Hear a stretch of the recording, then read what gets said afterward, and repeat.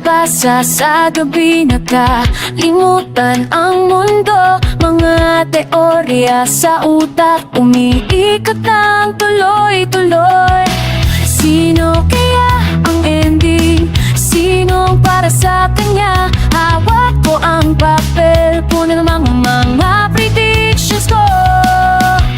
Alam ko na ang mangyayari sa susunod na kabanata. Pero bakit ako kinakabahan? Parang ako pa ang torpe na bida. PS Master, yan ang tawag sa akin. Puro kilig at tula sa isipan. Maging game pa sila, oh may Diyos na naman. Shipping hanggang umaga, walang ubay.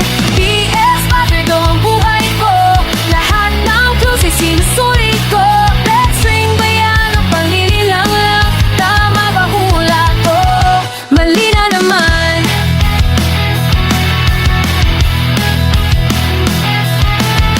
Nakita ko yung tingin, sigurado akong may lim. Side chapter pa siya o maging laing ka ba rin?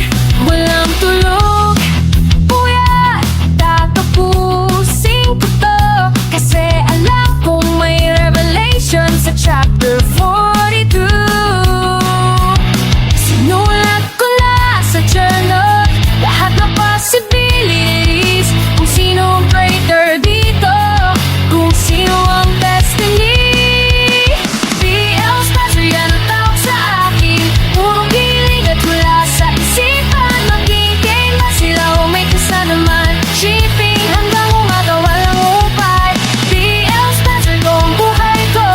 Lahat ng tools ay sinusuri ko. Let's ring ba yan o panlililang lang? Tama ba hula ko? Mali na naman. Tuwing may bagong release, nandito na naman ako. Analyzing every scene para sa theory ko. Ganun ba o paano lang? Doesn't matter sa'kin. Kasi sa puso ko sila forever na rin pagkatuluyan.